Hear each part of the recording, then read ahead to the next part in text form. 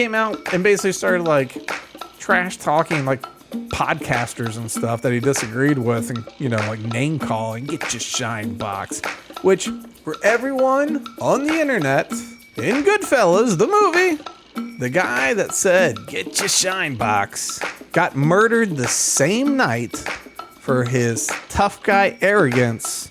He got murdered, stabbed up real bad in the trunk of a car.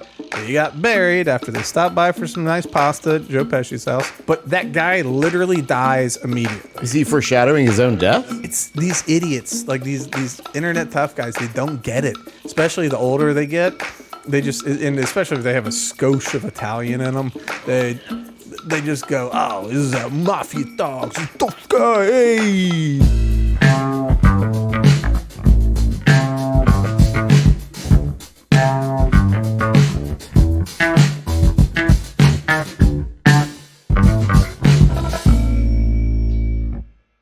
Welcome to Loaded Talk. I'm your congressman, the third most popular candidate to ever be. I'm Frank, and along with me, as always. What's up, Planet Earth? I'm Bean. Bean boy's bad. So, we have a lot of world leaders and rich people at the World Economic Forum, largely to decide how to subjugate the entire world beyond national borders. As a libertarian, there's a strong contingent of our folks that are kind of a no borders crowd in the spirit of the most efficient, the way that everyone gets the best deals, a free flow of goods and services without borders, tariffs, etc. And that is undoubtedly true.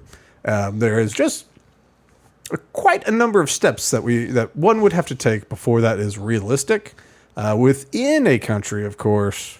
Florida, Georgia, Alabama, all this kind of stuff, we really should be able to go kind of a non-border thing. But whatever.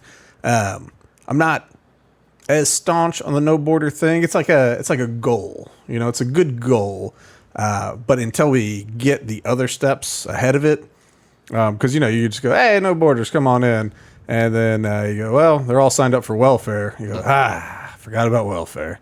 And then you go, hey, good news. Now they're on Social Security. You go, well, forgot about that one too.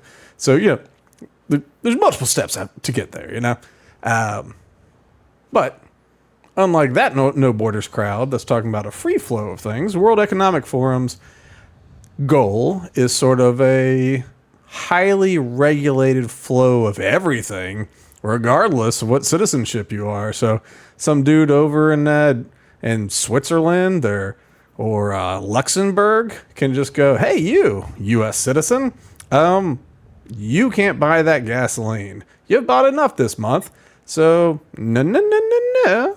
And we go, it's like, when do we elect that guy? He shouldn't be in charge. Well, too late. We did it, Of course, a lot of this comes from the central bank digital currency. How much do you like CBDCs, Charlie? Not at all. Big proponent, Charlie is. But of course, that was one of the early sort of things that people started talking about as a way to seem like they're talking about economic freedom, seem like they're talking about digital money. It'll be processing times will be so much easier. Look at what they do in crypto. We can use technology. Who would have thought it? Like, just because you write a check doesn't mean it needs to take 14 days. We could do it all in one day, but not in the way you're thinking. In the way that we control all the things, mine the information, dictate how much of your money's worth. Actually, maybe we'll jump to that real quick, just for fun. This was one of I kind of had it queued up for a potential loaded grok, but it's just, you'll recognize it. It's just a fun one. Yeah, fuck it. Oops. Let me bleep that. Let's do it now. We're going to... So the CEO, founder, I don't know, the CEO of Coinbase is over there. Let me find him in here. It's on one of my Charlie things. Here we go. I'm going to switch to full screen. Well, right. Yeah. Look at his bald head looking like... I'd say Lex Luthor, but he's so smiley. Come on, full screen. There we go. All right, so he is talking with...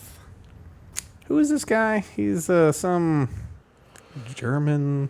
Anyway, dude loves a central bank, and he was giving this talk about how central banks are the way to really give trust in currencies and democratize currency, because obviously a central bank with central ownership is the best way for an everyday human to have a equal stake in a dollar. Because why would a rich banker who prints the money and decides how much exists ever do anything that's not in your favor? So here's this fella. Switch it. Oh, thank you. There's a reason you produce. Bitcoin doesn't have a money printer. The supply is fixed, and people will go to it in times of uncertainty, kind of like they did with gold. Sorry to say that I trust more independent central banks with a democratic mandate than private issuers of Bitcoin, which have a very useful role. But Bitcoin is the decentralized protocol. There's actually no issuer of it. So that's in the sense that central banks have independence. Bitcoin is even more independent. There's no country or company or individual who controls it in the world. And so, anyway, I think it's a healthy competition because if people can decide which one they trust more, and I think it's actually the greatest accountability mechanism on deficit spending.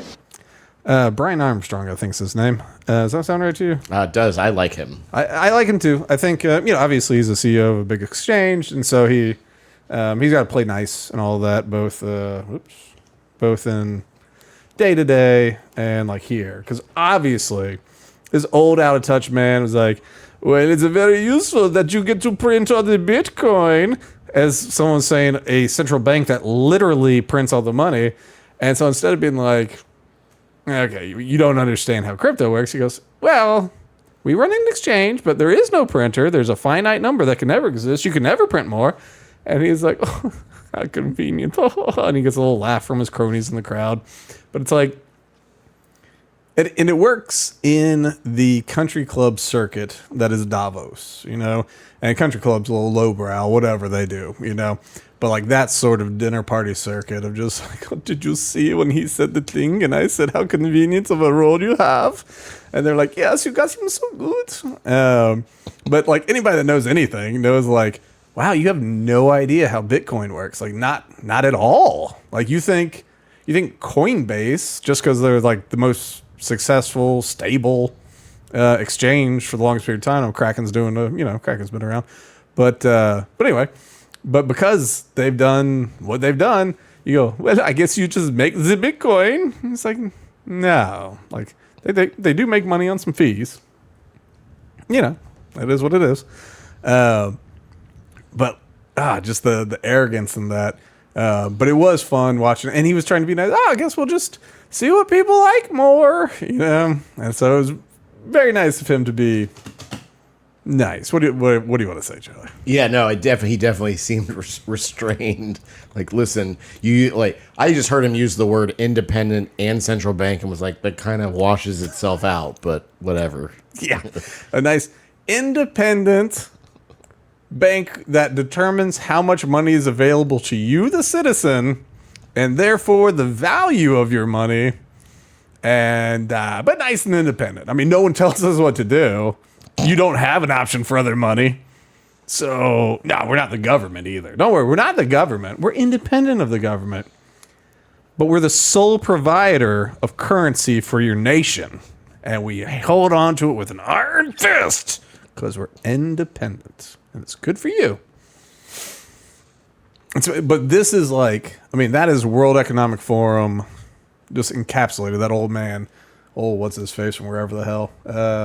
France's central bank governor. Yeah, okay, there you go. The central bank governor of France. So he's like, oh, he's so good. I don't know why he does sound like more like a German. Gonna say 9. Yeah, I like the chocolates. I think party pooper. This is party pooper, but that's why I've got the chocolates. We've fallen off topic again, Charlie. We bob and weave. It's the weave. It's the weave. But yeah, so this is World Economic Forum in encapsulated. When Armstrong was talking about going over there to talk about Bitcoin and economic World Economic Forum does not care at all about economic freedom. That is not what it's about. They're not going like, how do we liberate currency from centralized control? They go, how do we help the idiots who are not capable of managing their lives? We baby them. We buy all the things. We rent it to them so they can be comfortable. We nuzzle them to our bosom, and we say, don't worry about equity. Don't you worry about that. Subscription. You love it. You love Netflix. You love subscription. You love life. We get it for you, little baby. And like to that extent, I think there's another branch of. So there's a big branch that see this Bitcoin thing and they go, central bank digital currency. That's what we want. No more paper dollars, because people can put paper dollars in their pocket. And like, yes, you can devalue them by printing more and doing all the things they do all the time currently, which is bad enough. But with a CBDC, you go, all right, convert your dollars. And they go, all right, we're going to analyze your spending habits. And they go, well, you're the current political enemy, or you make purchases we don't like. Or you have too much money. You're a billionaire, you're a millionaire, whatever. So instead of exchange of giving you $1 for one central bank digital currency dollar, we'll give you 70 cents on the dollar. And you go, what? So I'm going to lose 30%? They go, hey, just be thankful it's not more. We could take everything. Yeah. All right, thank you. And then on the flip side, maybe they go, well, the affected people native of Tongo, they should get $1.5 on their dollar. And you go, what? They go, are you saying they don't deserve it for what you've put them through? You go, hey, that's fine. I just want to know what the rules are. Why did I get 1-to-1? They go, hey, shut up. You go, okay. But the thing is about it is once it's totally digital, once it's on the blockchain, all that kind of stuff, they go, you bought this much oil a month. We don't want you to buy that, or, gas, this many oil products, which, once you get into plastics and everything else, they go, all right, well, like this many environmental things that we don't like, we need to freeze your funds on anything involving oil. So, no more 2-liter bottles of soda, no more 6-packs of soda due to the plastic rings, They go, well, your meat impact is too much for greenhouse gases. Okay, so let's so suddenly you get quotas. Suddenly you get de facto bread lines. It's a de facto bread line. They go, you get 2 loaves of bread, but it might be meat or gas or whatever. Your cigarettes, you shouldn't smoke cigarettes. So you get 2 packs a month, or maybe 1 pack, whatever it is. They go, well, you can't buy it. You go, well, can I use cash? It's like, no. We do not accept cash anymore. Cash is not a thing. You have credits on your phone. And so everything becomes potentially authoritarian as central bank digital currencies. And that's what old Frenchie and all of them folks want. That's nightmare fuel right there. It is for real nightmare fuel. It's at this point, it is one of the major keys for like total authoritarian ownership of all of us. And it wouldn't be limited to, it'd be limited to which nations pick it up. But if World Economic Forum go, hey, we don't need the euro and the dollar and the yen and the whatever. Let's just have the world dollar, whatever they call it. But I think one of the other dangers of the World Economic Forum and that ilk in terms of the crypto environment is the idea of tokenization.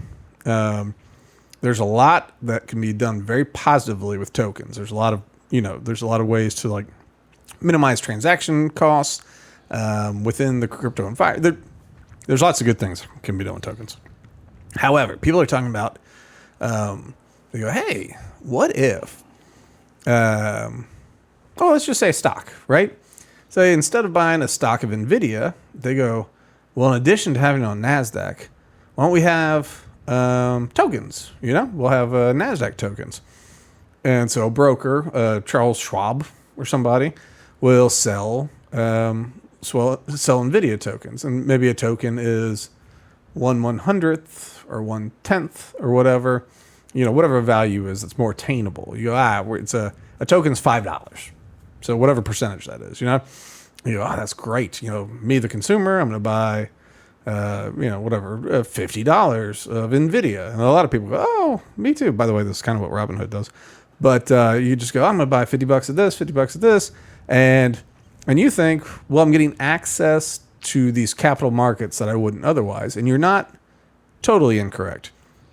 However, along the way, the issuing institution, the Chase Manhattan, the BlackRock, all these cats, they are buying the stock to issue you tokens as a share of it. When you buy a portion of a share in Robinhood, they buy a full share, and they just go, all right, we'll spend the extra $30 or whatever.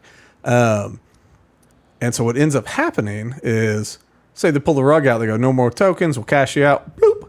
Well, now they own all the shares. Or along the way, they go, hey, guess what? We're a majority shareholder now because of our purchases. And it's different than being custodial, it'll be, but people are talking about doing that with investment properties too. You've seen these outfits pop up, micro investments in properties, which I think is a good idea, a fun idea, where you can go, hey, why don't you buy, 5% of this property with the idea of XYZ. There's that one website that sells have you seen this? Was it, similar to kind of like timeshare or? No, it's, I know it's ownership, it's not use, but. Yeah, it's like they go, we've got this house, and our goal is to sell it in 5 years when we think the property value will be X and we expect a gain of Y. And you can buy in for, I guess, profit participation, or maybe it's equity ownership. I don't know. But they go shares start at whatever. So maybe you can buy in at $5,000 instead of $500,000. But you can get, you can buy whatever percentage of the participation, so that in 5 years, if they sell it and they make the money that they anticipate, or whatever they make, you get the 10% or whatever of that. And I think that's a fun way to do. I think that's fun. I got no problem with that, assuming that it's all in the up and up. But the tokenization would be different, because you would basically fund this person buying this property, and they will own it. And so, yeah, I guess they have a debt to you, theoretically, unless they figure out a way to tank the token, like if you had, by issuing more. Well, by issuing more, by say in the property way, right? Say that you're I don't know, whatever. You're BlackRock, they buy property. Say you're BlackRock and you have it's BlackRock property token, okay? And so that's the way to buy into BlackRock properties. And like, look at our suite of this is our portfolio. You buy in for 10% or something. So suddenly they get this outside cash influx of all these people buying in 1, 10, 20% of a portfolio. But yeah, all they have to do is, instead of institutional investors at that point. Yeah. Wow. And then all they have to do at some point, if they really want to, is you just go, you buy more property to increase the total dollar amount, crash the per share price, but don't issue extra tokens on it because you're in charge of the tokens. And so, yeah, you devalue it, you cash them out, and suddenly you've got even more property and you didn't even pay for it. It's a tokenization of assets is a very slippery slope that is something that people really need to be against and aware of. It's crazy because currently they try to jack the prices up by selling it to themselves through subsidiaries or whatever. But that scheme would be the opposite. They would try to tank it so that they could just run away with all the money. Yeah, well, and by tanking it, it's a very short-term tank. Yep. Where they all of a sudden they have X number of properties that they have paid nothing for out of pocket. They paid it with this money. Think about it with precious metals, with gold and silver, which are skyrocketing right now. You see silver? It's going to break 100 soon. I was telling the story at a time I was at the shop for a little bit, and I kept seeing this dude. He was this real unassuming dude. He looked like he probably worked as a bus driver or something, just unassuming. Like he's working, he's fine, he's fine. 60s, something like that, pushing 70. And, but, just unassuming. And he would go and he'd buy silver 1 ounce rounds. And he'd buy them by, just There's times. One time he walked out, it looked like he had a poker chip holder of it, and I was just like, all right. And at that time, I was like, I don't know, silver's just kind of been the steady thing for a decade. Like I can't imagine. Like not that I can't imagine, but I go, it's not bad, but like it doesn't seem like that compared to like a gold or something. You should probably go gold. Because even platinum had been steady. That guy's probably having a great time now. As long as he kept his mouth shut every time he bought that silver, he's probably having, because it was like $20 an ounce back then. So anyway, it's going to break 100, and we're only talking about 2022, by the way. So this is 2026 and barely into it, and we're talking about 5x soon. But anyway, but the tokenization of it would allow institutions to buy physical gold, physical silver, physical whatever, and like you have a profit right to it. But at the end of the day, like say they cash you out, right? Say they just cash you out fair and square. You've facilitated them buying a ton of gold, and gold has gone up, and you've got your gain, and like you've gained 300% on your money, and they owe you $5,000. Okay, they have a metric ton of gold thanks to the tokenization. They give you your $5,000. They still got that ton of gold. Tomorrow they will more than make that up in the gain. But anyway, so this is the one thing. This is one place that I'm worried about with overzealous crypto bros and some of the technology is just this tokenization of everything. Anyway, We're fine. It's fine. everything's fine. I didn't mean to spend 20 minutes on that. That's okay. It was good. Yeah, all right. All right. Obviously, one of the big things is Greenland, right? So let's go back to something I said at some point here. So January 9th, so 3 days ago, I said on Twitter, "Don't you start talking, you son of a bitch." I have to bleep a couple things. Is there anything coming through? No, we're good. So I don't hear his idiot voice. So. Good. Yeah, the UK Prime Minister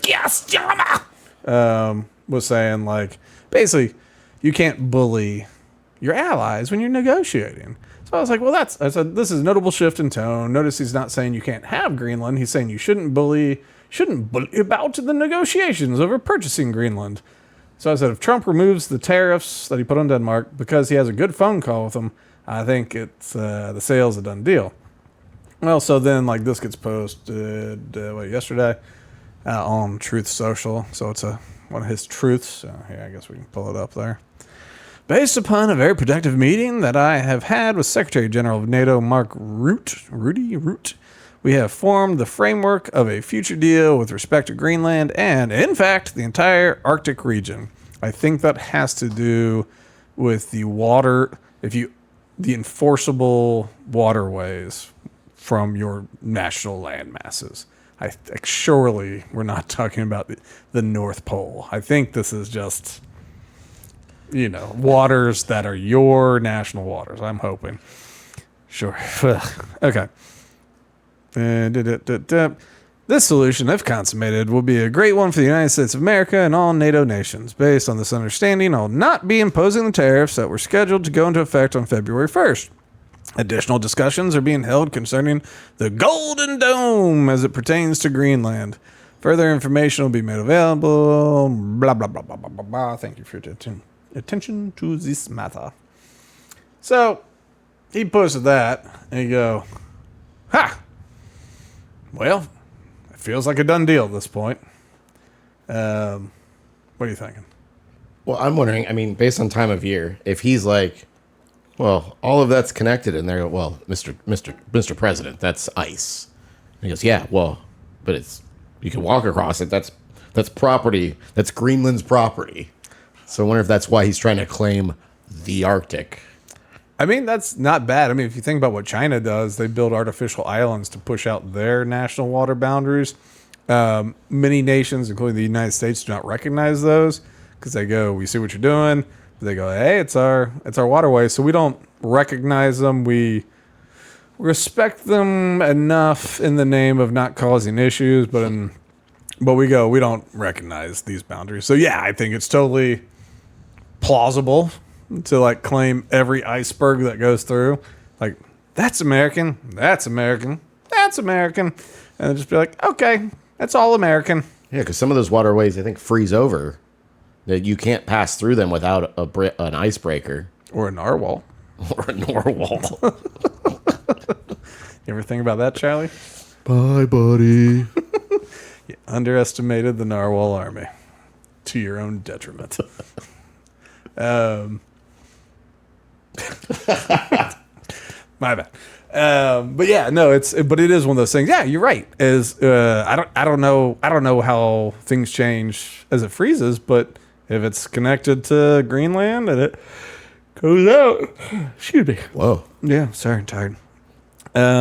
Getting over a bug, but yeah, as it pushes out, you go, well, that's our border now, and China would probably go, we don't recognize that, but you go, all right, well, choose to or not, that's our border, which is kind of what China does.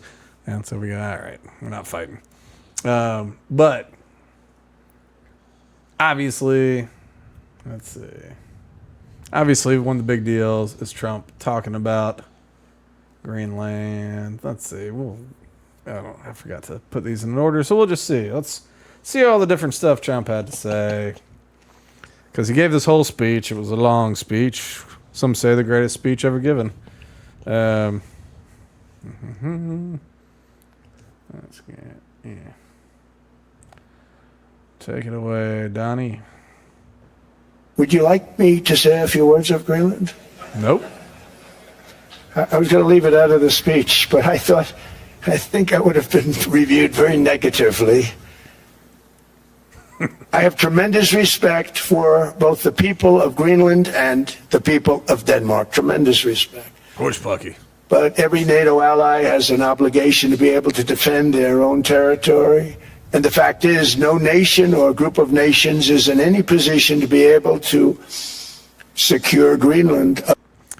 This is, real quick, this is a very interesting point.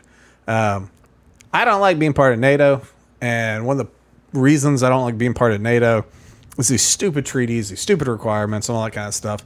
But I guess part of being in NATO is you are responsible for defending your own borders. Like, we're all a team, and we all team up against the Soviet Union that doesn't exist. But we're not carrying your load. Like, you have to be able to defend your land. But we'll step in with invasion, but you have to be able to defend yourself.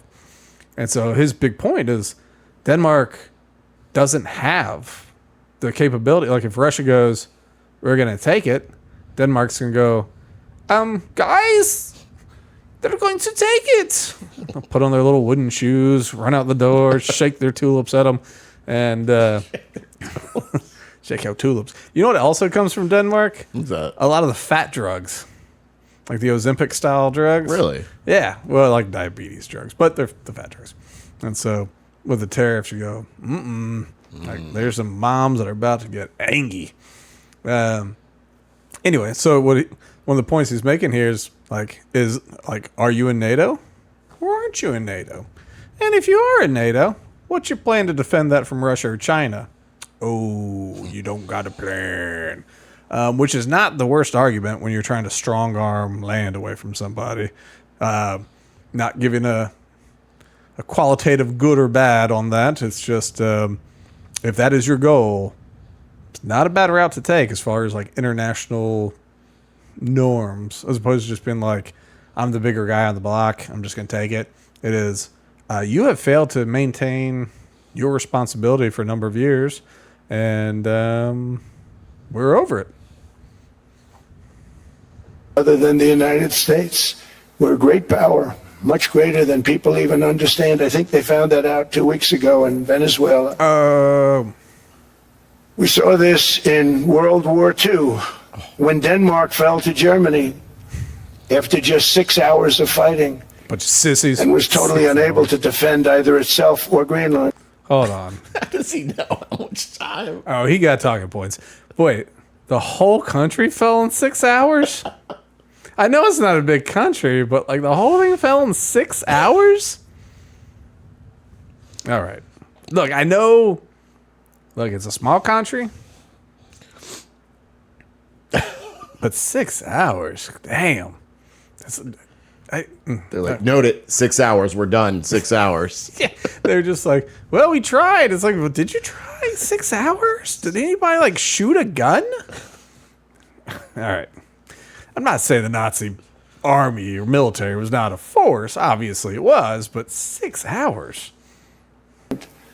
So the United States was then compelled. We did it. We felt an obligation to do it, to send our own forces to hold the Greenland territory, and hold it we did at great cost and expense. They didn't have a chance of getting on it, and they tried. Denmark knows that. We literally set up bases on Greenland for Denmark. We fought for Denmark. We weren't fighting for anyone else. We were fighting to save it for Denmark. Big, beautiful piece of ice. It's hard to call it land. It's a big piece of ice.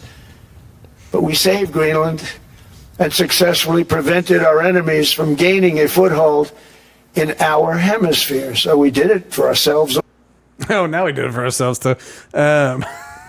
So, you know, so that little round of, you know, presenting one's case is not a bad one, right?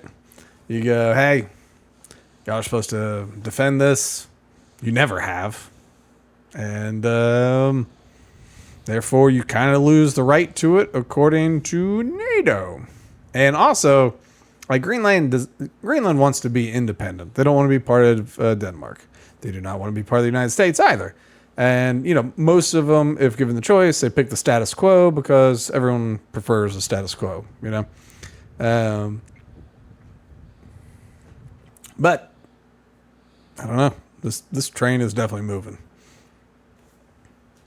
Let's see. Notice he mentioned ice. We'll get to that. Dude wants the North Pole so bad. All right, not that one. What? Oh, we go to this one. It's hosted on. Oh, come on, bring it back. Bring that funky junk back. Let's reset. The New York Post had a longer video of a speech of his. I would like to watch it. I don't know. It's today's video headlines, New York Post. Just let me watch things. Well, hell, that was the whole reason I flagged this page. Nah, we'll go to a different one for now. Huh?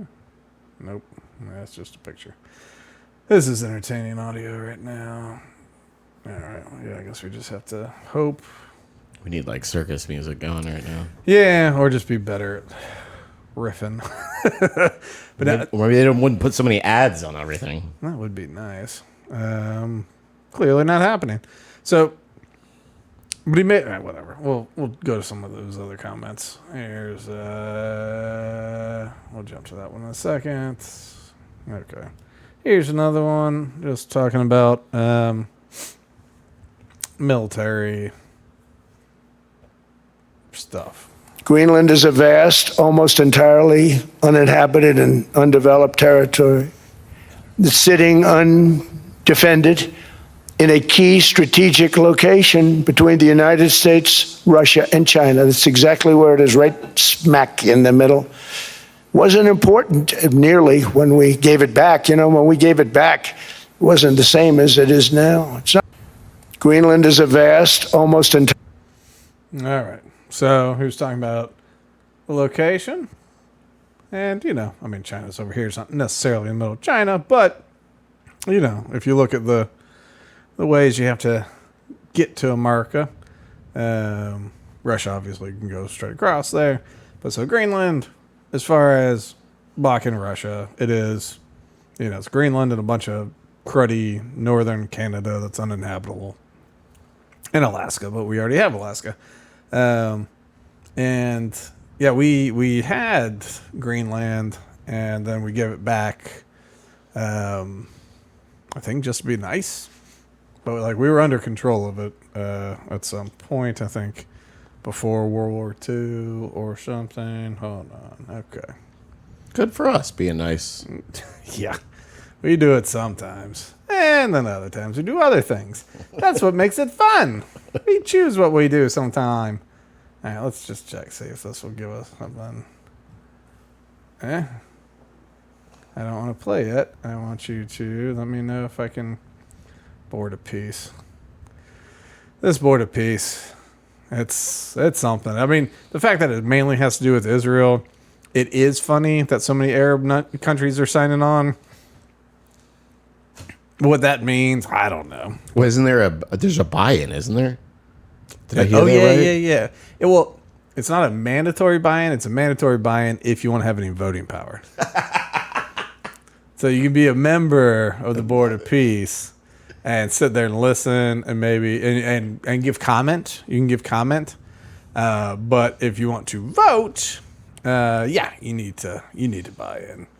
Buy into the bop. That's it. Bop to the bop. Whatever. I guess we're gonna have to give up on this clip. One of the big things he said though was he was not going to use force to take Greenland. He goes, he's like, I'm not going to use force to take it. I could. You couldn't stop us. You know, we're the strongest force ever. You couldn't stop us if we wanted to do it. He's like, but I'm not going to do it. He's like, big news, big news. Which is nice. Like, not that I actually thought we were going to militarily invade Greenland, but it is nice to say it out loud. Excuse me. I can get more sleep. It is nice to hear him say it out loud. But one of the funny things about it is, what happens if you do the opposite, right? So we have a space force station on Greenland, and there's some other stuff. We got some interest there. But if we went like, hey, we're not helping NATO with anything ever, we pull out of NATO. They go, you go, yeah, we've been paying for NATO this whole time, which Trump was also saying in that clip. Like, we haven't got anything out of it. We've been paying 100% of it for a long time because no one else chips in. I put an end to that. So what if instead of going, I will invade you, you go, I'm no longer protecting you.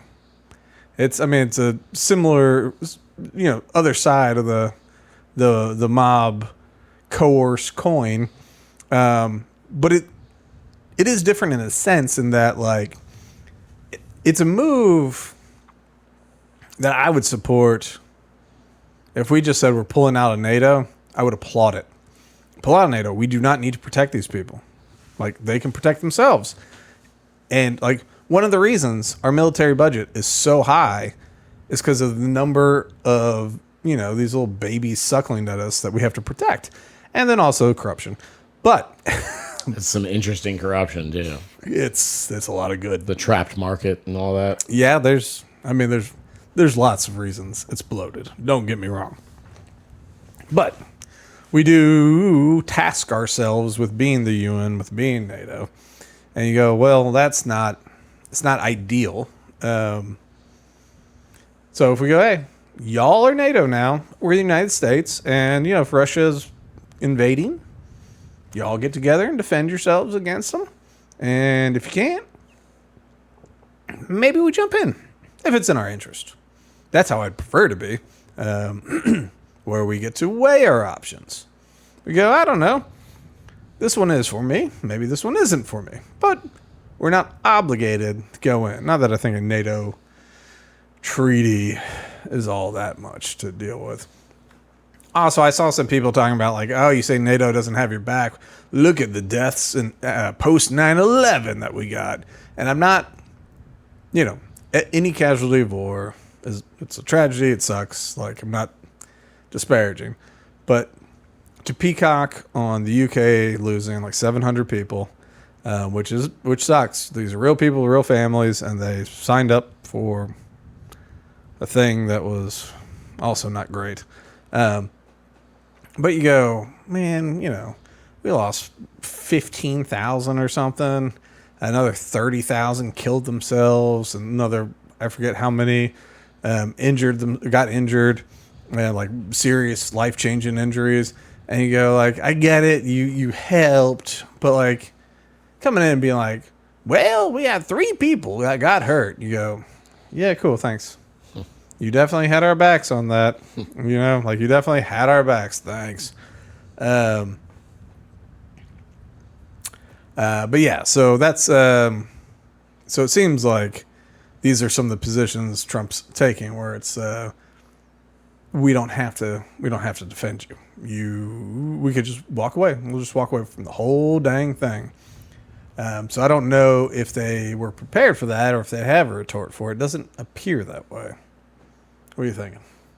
I agree with the strategy.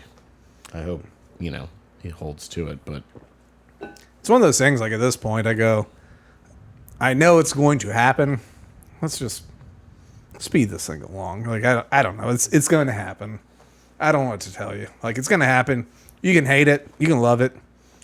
It doesn't matter either way. It's clearly going to happen. So I also think they're dragging it out as further distraction from other things, but, I think, well, are you talking about Epstein stuff? Mm-hmm. Well, but it doesn't seem like the Trump administration is dragging it out. It's the international community. Correct. Oh, okay. Well, there you go. Everybody's involved. Well, I mean, with Epstein, that is true. Do you see that? What was it? The Clintons are getting subpoenaed. Mm-hmm. So, nothing will come of that. Somebody's dying. Yeah. Unfortunately, it's one of their legal assistants. All right, so this is something people have been making hay out of. We'll watch it. I don't know. Once again, I've only seen clips, so we'll see. I don't know that they'd be there for us. They're not there for us on Iceland, that I can tell you. I mean, our stock market took the first dip yesterday because of Iceland. So Iceland's already cost us a lot of money. But that dip is peanuts compared to what it's gone up. And we don't know that they'd be there. All right, so everyone's saying he confused Greenland for Iceland. And maybe he did. Maybe he did. Or maybe Iceland's prime minister has been a strong opponent to this whole thing. And she's been very vocal in her opposition. And she's been warning, like, if this happens, then there'll be these environmental catastrophes. There'll be these sorts of catastrophes.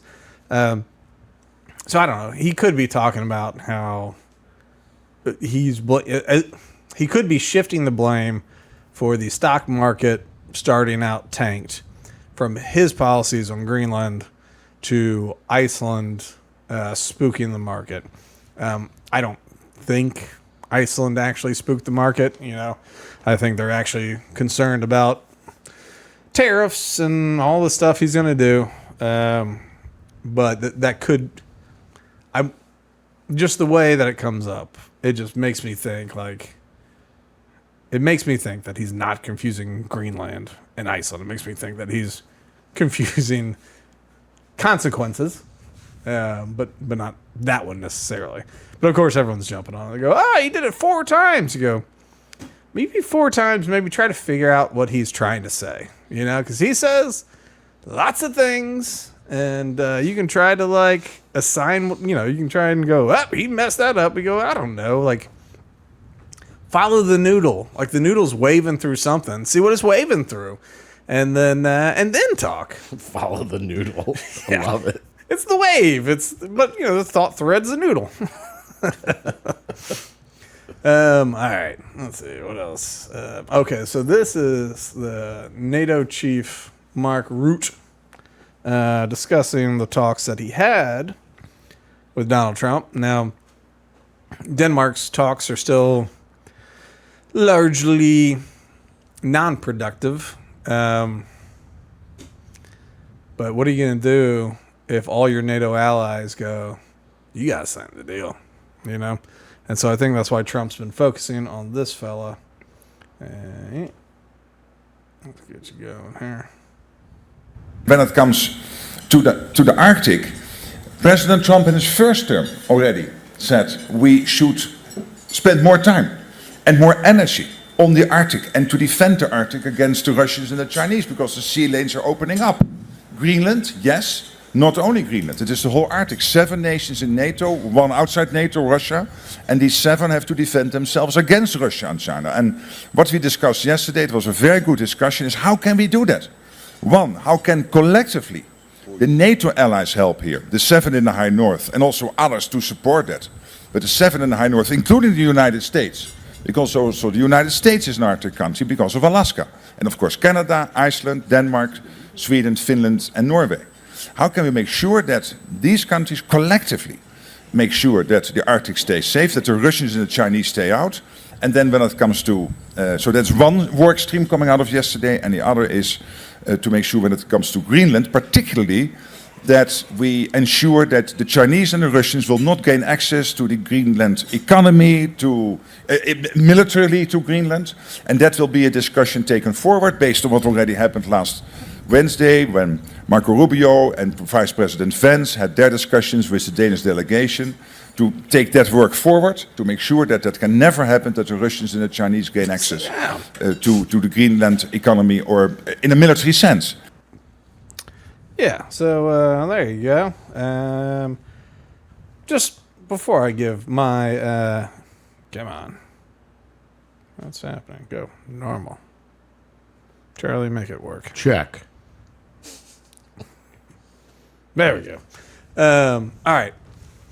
So you see that guy talking just there, the head of NATO, basically, which is more, it's a chairman of board. There's a board of voting. So like being the head doesn't mean you're the decision maker. It just means you're the top dog, chairing the meetings and all that. But what's your initial impression when you see that guy talking that way? That he supports it? Yeah. I mean, it seems he doesn't seem against it. Is that surprising? No. Why not? Well, I think he's worried about what you said of the U.S. backing out of NATO if everyone disagrees with the deal, Right. And so the way I would put that is a man that has been strong-armed. That man sat down in the room. He got strong-armed. He saw the pieces on the board, and he said, look, it's A or B. It's going to go one way or the other. And he went, ooh. They go, yeah. That's it. So either NATO loses United States of America. Which means NATO ends, essentially. Essentially. I mean, unless the UK is going to pick up the brunt, Germany, They're still going to buy weapons from us, though. Yeah. Yeah. But still, it's like, it's got to be UK. They go, what about Germany? It's like, we don't want Germany picking up the military flag. We've seen this one. We know they're better now, but we don't trust them. But, I think this is a guy that, got strong arm, saw the writing on the wall, and now he's like, I have to convince these other nations to do it. And it's the only option. And that's the thing. I think he's backed into a corner. And I think it is one of those things where it's like, and part of me goes, I hope it fails and we pull out of NATO, But yeah, no, that man seems like a man that's been strong-armed.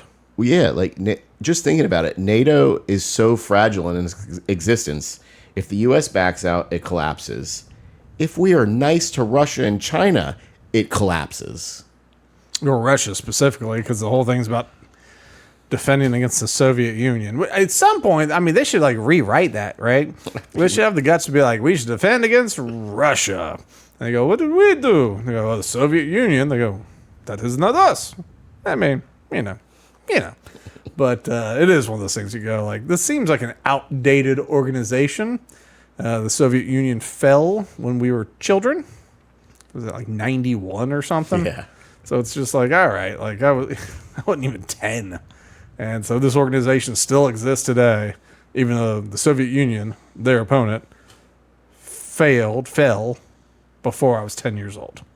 And I'm now the ripe old age of 73, but you would never expect it because I age so well. It's those vitamins I take. All right. Must be Denmark. Yep, that's me. Denmark vitamins. All right. Where are we going to go to next? I don't know. Let's see. Go here. Oh, so that Nick Shirley guy, did you see the part 2 of his Minnesota? Did you watch any of the Nick Shirley, Minnesota scam stuff? Mm-mm. All right. I mean, I've briefly. I know. Yeah, I know you're about aware it. of it. Yeah.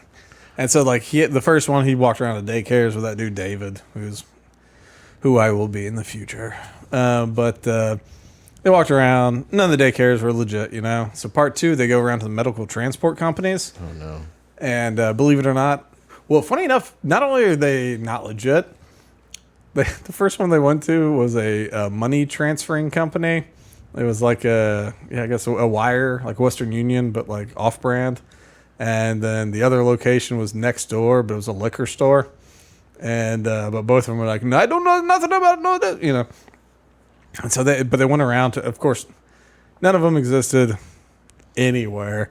And like because of the first video, people would stop their car in the middle of the road and hop out to yell at this guy. It's like, you're a racist, you don't like Muslims, you know, yada, yada, yada. He had a lot more security in this video. Like, first one, I don't know if he had security. This one, he had security. And I don't think they were top flight, because there were sometimes it looked like they really wanted to fight. Maybe they just spent the whole day getting yelled at, and they were just like, just please let me hit one of them. Just push me a little, let me hit one of them.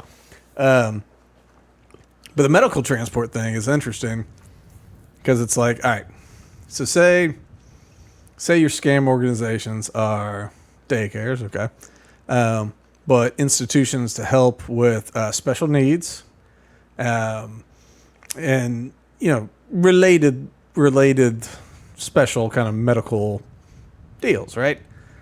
So you can submit your records. We've helped this many customers in this month, you know, fraudulent, of course. But you go, how do we put a little sugar on that? How do we get a cherry on top? Well, people had to be transported for their appointments through medical transport. And so these people, but they walked around, there's vans covered in snow that hadn't been moved in forever, like no tracks. But most of the places had no vans, no signs. Like it was worse than the daycare part, where you just go, God, like you're not even trying. You know, you're not even trying. No one is investigating. No one's inspecting, which you would think a non-emergency medical transport. So it's still medical transport, just not emergency. People in wheelchairs, stuff like that. People in wheelchairs have to get to an appointment. But like, to sell meat, you get inspected by the health department. And that's to sell meat, even if it's like vacuum sealed, right? So you get potato chips. You sell potato chips. The health department inspects. Are you telling me that you can move people that are unable to move themselves physically? You can transport them to medical appointments and no one inspects anything ever?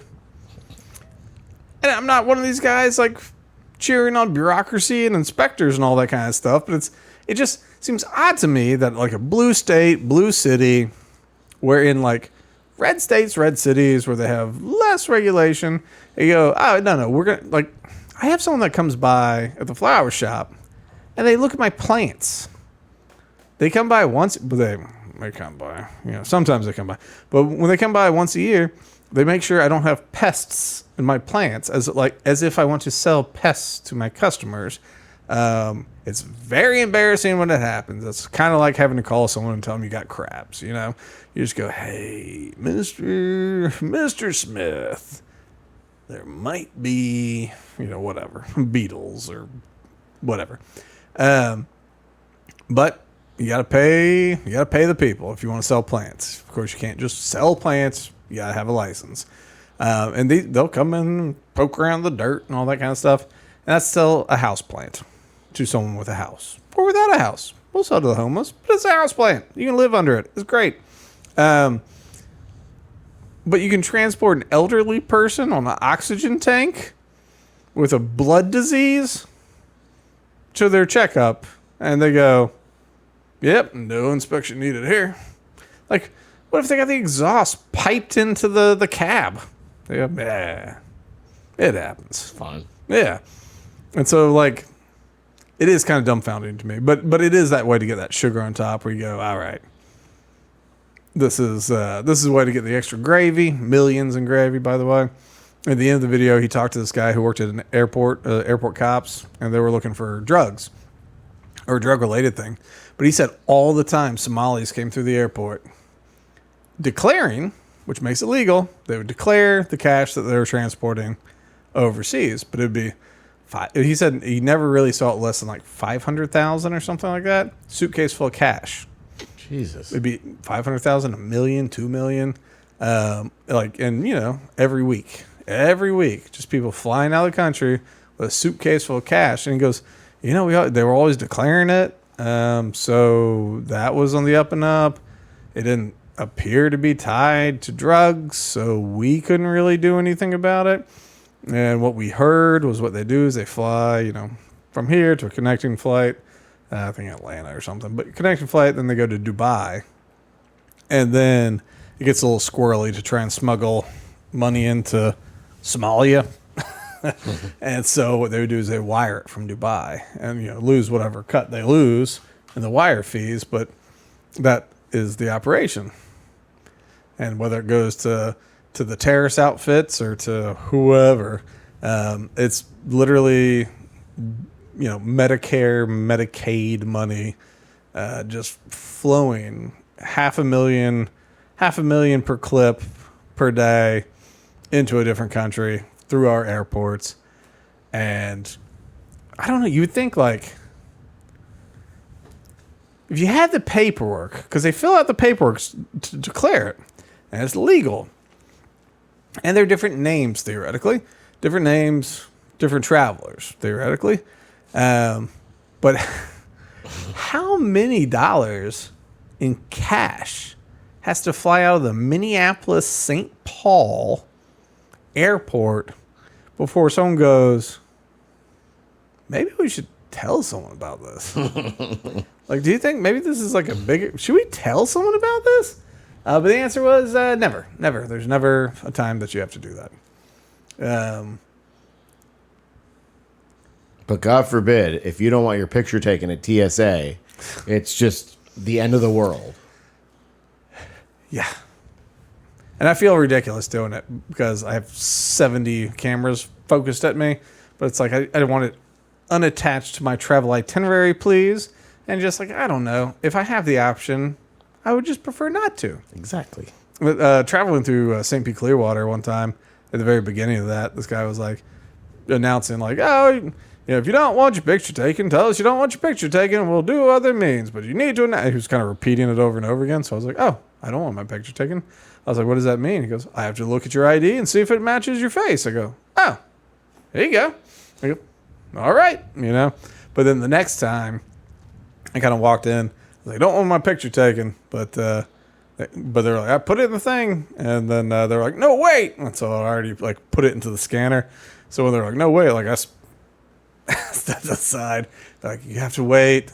Tell us. They get so mad about it. Yeah.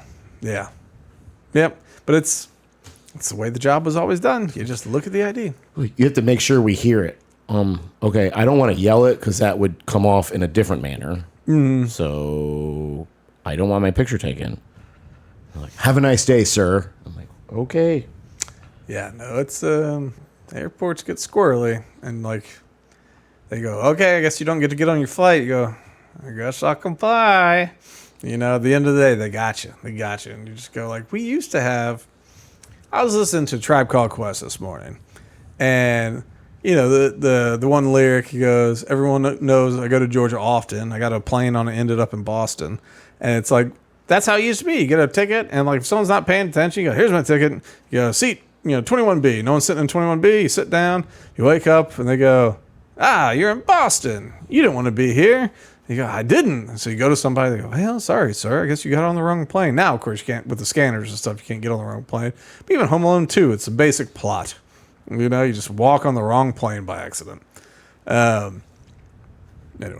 But so back onto Minnesota fraud.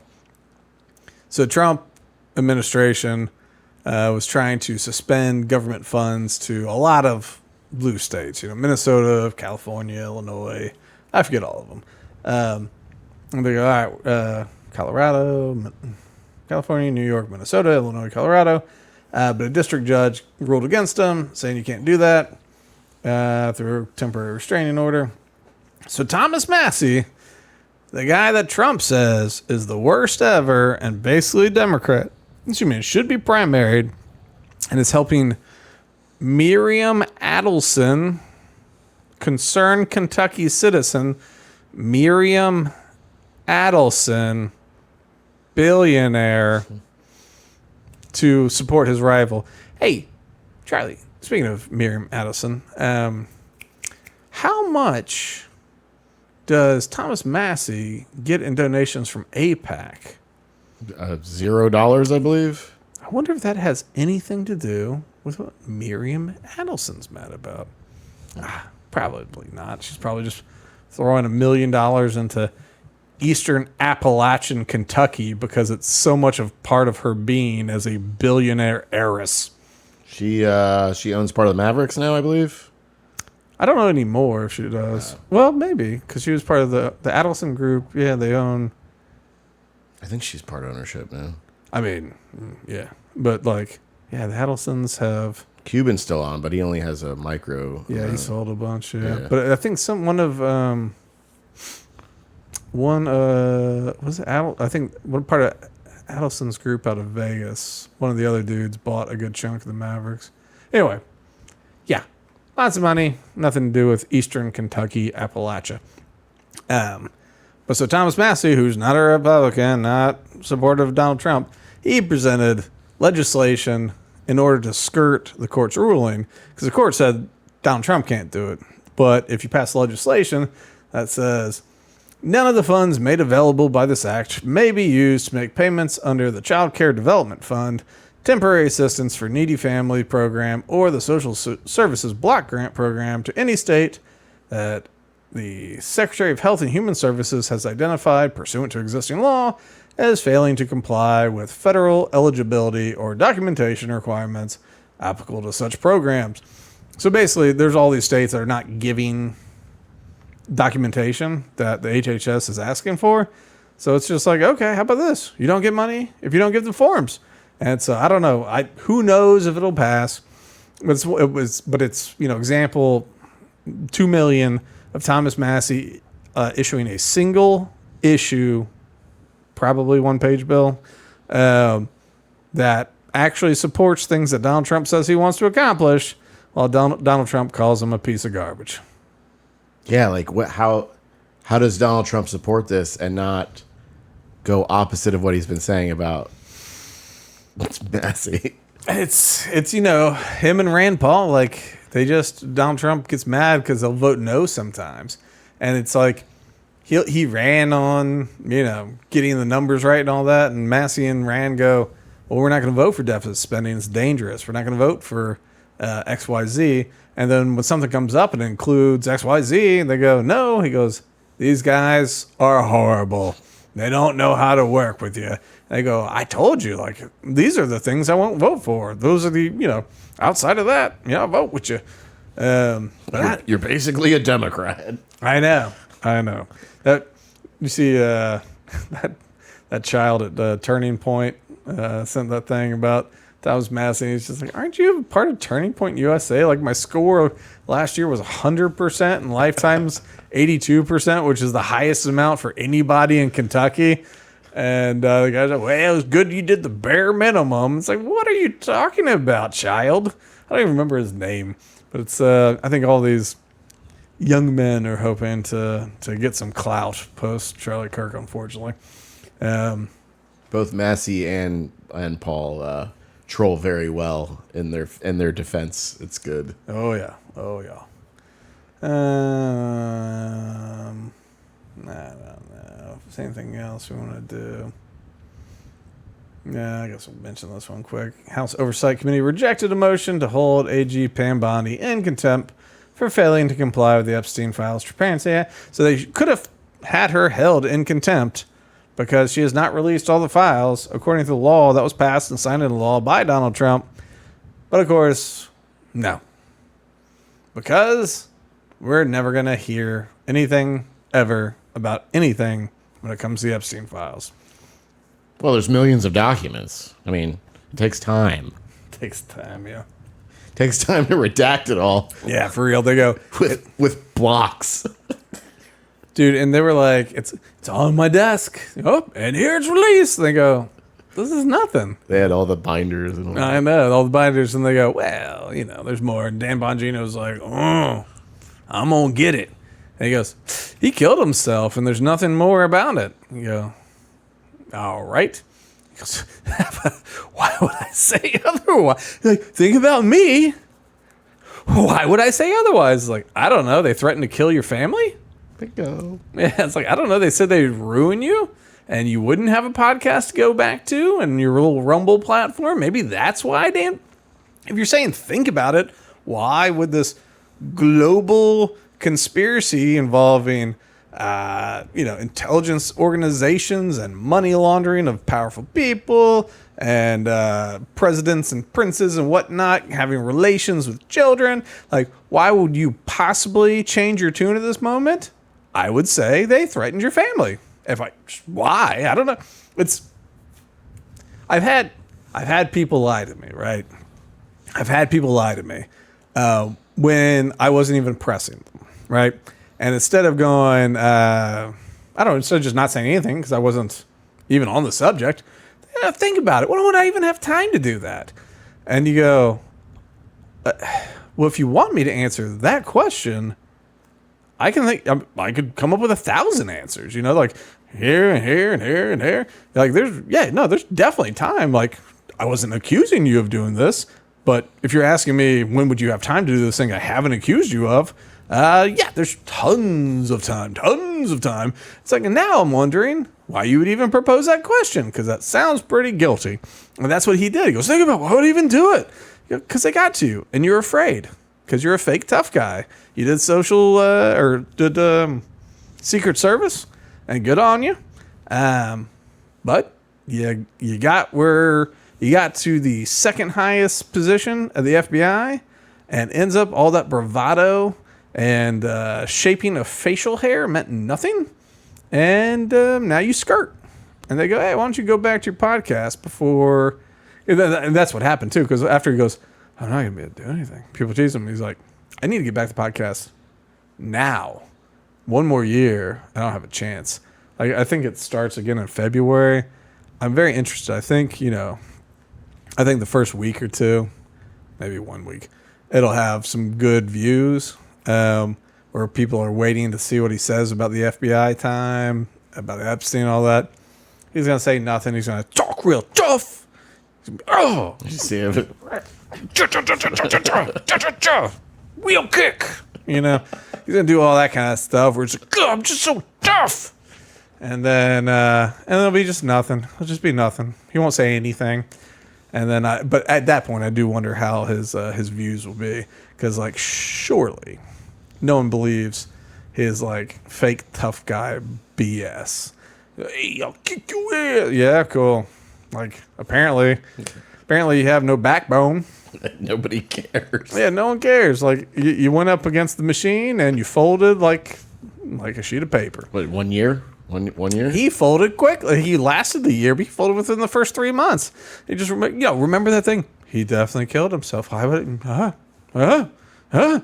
It's like, all right, hey, I get it. I'm not saying I don't have breaking points myself.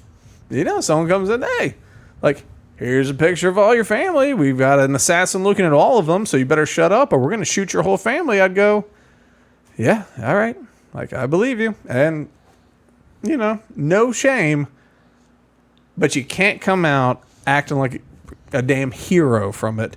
You're going to resign. You resign and go, I don't think I can handle it. You do whatever. But, to try to come back and play tough guy on the internet, give me a break. Give me a break. And, he came out and basically started, trash talking, podcasters and stuff that he disagreed with and, name calling, get your shine box. Which, for everyone on the internet, in Goodfellas, the movie, the guy that said, get your shine box, got murdered the same night for his tough guy arrogance. He got murdered, stabbed up real bad, in the trunk of a car. He got buried after they stopped by for some nice pasta at Joe Pesci's house, where they looked at a nice painting. One dog's looking that way, one dog's looking that way. It's real nice. But anyway, get your shine box, I guess, is a way to say somebody is immature in their professional development, but that guy literally dies immediately. Is he foreshadowing his own death? It's these idiots, like these internet tough guys. They don't get it, especially the older they get. They just, and especially if they have a skosh of Italian in them, That's true. they just go, "Oh, this is a mafia dog, this tough guy. Hey, give me some gabagoo and get your shine box over here." But it's like out of everything you can quote, you quote the guy who was out of jail for a day and got murdered, and like within a couple hours of saying, "Get your shine box." He said, "Get your shine box." They restrained Pesci. He left. Comes back, stab up, wrap up in the trunk. He's not dead yet. They stab him some more, and then they bury him in the desert. Your impressions are on point today. I'm perfect.